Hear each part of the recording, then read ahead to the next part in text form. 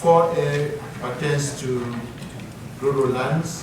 What is proposed in alternative 4 that was studied in the DEIS is to eliminate rural 10 and rural 20 zones unless publicly owned, and then create 1 acre, 2.5 zones, and then maintain in some cases a rural 5 zone. That's what is in 4A, rural area. Under the agricultural lands, what is proposed in 4B is to eliminate Ag 20, again, unless it's publicly owned, and create Ag 5 and Ag 10 zones. Similarly, in the forest land, what is proposed is to add Forest 10 and Forest 20 to existing Forest 40 and Forest 80 zones. That is what is in 4C. 4A, B, and C is the cluster option. These are other recommendations. This other recommendation, I can get to that when you're done with 4A to 4C. Mr. Chairman, I move that we incorporate 4A, the rural lands, that eliminate R10 and R20 zones unless publicly owned property, and create R1 and R2.5 zones, maintain an R5 zone. The note that is associated with that goes with this. And that note says the revised alternative 4 map is selected as the specific implementation of this policy that eliminates R10 and R20 zones unless publicly owned property, maintain the R5 zones as R1 and R2.5 zones. That, this is the important part, that instead of proliferating significantly new 1 and 2.5 acre zone parcels, nearly exclusively recognizes already existing 1 and 2.5 acre parcels in areas where they are the predominant parcel sizes. The chronic problems that we are to solve here with alternative 4 is, first of all, the comprehensive plan requires a rural component. Alternative 4 is the rural component. The chronic problems that have been around since 1994, when at the very last minute the map was changed to down zone, the vast majority of the rural properties became uncompatible. It did not recognize the pre-existing rural parcels that are out there. When this first happened in 1994, the citizens, the rural citizens that lost their private property rights, that lost their options, that lost the ability to be able to somehow pass on to their own families, to their own children and grandchildren, their continued farming operations, their continued rural lifestyle, they did not accept it. So the citizens went to court, and at that time the county was against the citizens. The county was on the other side of the courtroom that said, we're going to oppose you. The county lost on all counts. The citizens won on all counts.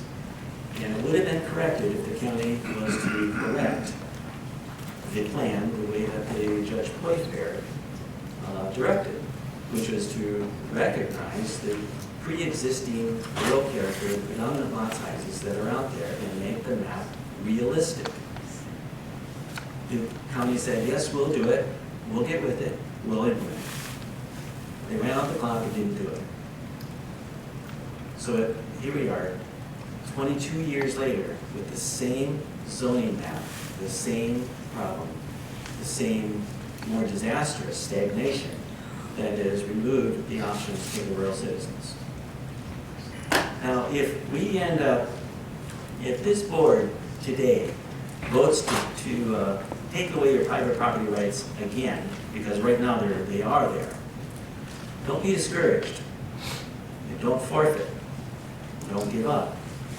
This is a step that, like in 1994, the citizens, if you defend your private property rights, if you do not accept them being taken away from you, then defend them. because I believe you will win again. Only this time, the lesson from the past will be applied, and you will insist that the county follows through on the court's direction to do what the court directs them to do. So don't be discouraged. Our state constitution is founded not on collective property rights, it's on individual private property rights. Why would we vote against you?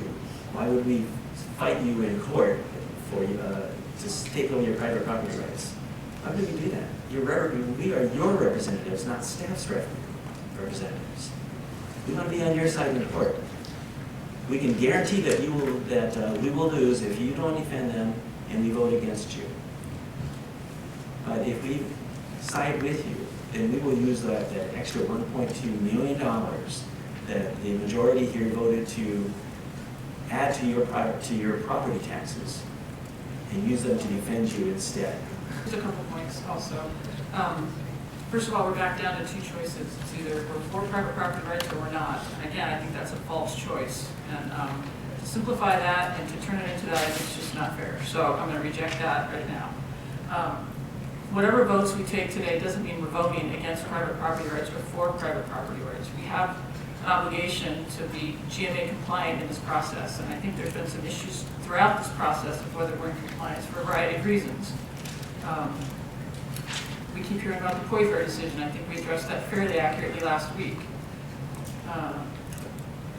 When we talk about representing the citizens, it seems we're talking about representing one side of an issue, one side of an argument. When we represent the citizens, there's the other side of the argument as well. And we're balanced with conflicting issues here and conflicting interests.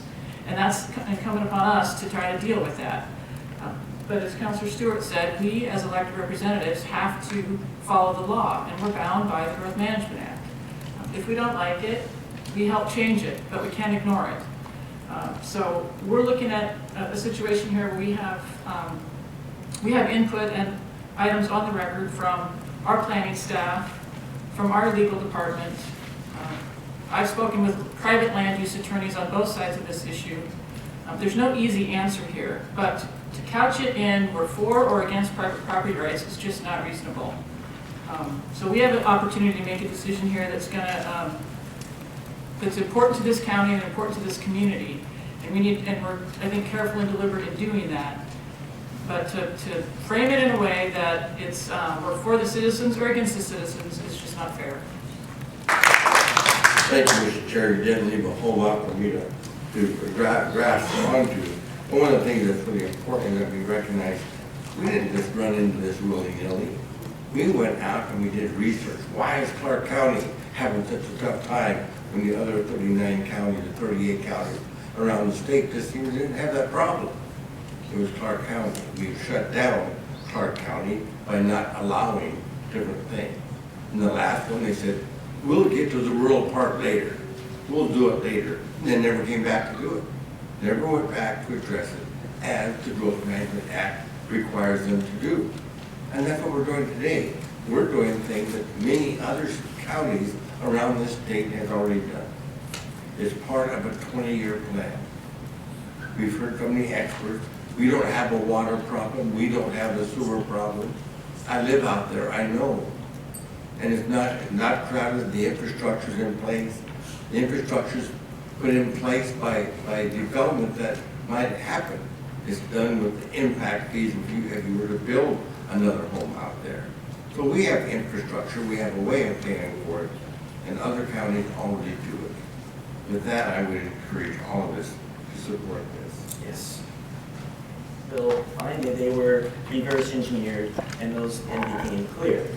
So these do exist. If you feel like they don't exist and somehow these numbers haven't been acting on the numbers to end up with the tallies that we have, then please specify which ones do not. Councilor Madore, most of the items, many of the items that you put in column A are exported from the urban vacant buildable lands model. For example, you say, well, there's a 15% urban market factor, so there should be a rural market factor. You have taken things that apply to, Ms. Cook, let me, The- please, excuse me. Councilman, I'm going to jump in now, because we have, I understand, but Yeah. there's a point here I need to do not, clarify. do not, sir, falsely accuse your planning staff of denial or covertly presenting information. I have worked here for over 20 years, and I've been honest. I have very, very talented staff, and no one has ever misled any commissioners. When the issues were, how much, why you can't find pesticide, or, why you can't drive a tractor down the street, or how come, the state's, on our backs. Things really, specific things, water and everything else to farming. Why is the price of logs so low, or why does it cost so much to build a road with all the stormwater effects? All sorts of them things was brought up in the rule. And now we've kind of gone to almost a Facebook atmosphere of ripping each other up. And I won't tolerate it.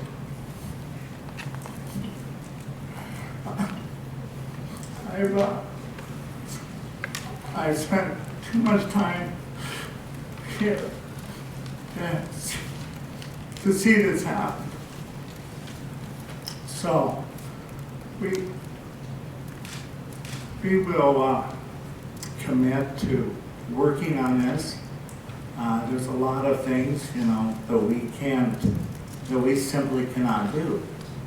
I'd love to go to 2.5s, but there's a lot of things I'd love to do, but it just will not work.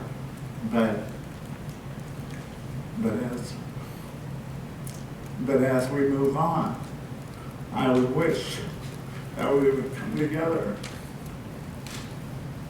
and stop being so mean to each other. With that, thank you, board. Thank you very much. And thank you, audience. Mr. Chairman. do we have a motion? We do have a motion. You do, you do. Can we just call the question? No, please, just very, very brief, please. The tiers are not ours because somehow with that, we're not getting. I don't want to hear The that. tiers are for That's those what families that are losing their private property rights for their children. Now, those are the appropriate tiers. There is less, just very, very brief. The problem is not the law. The problem is not the state.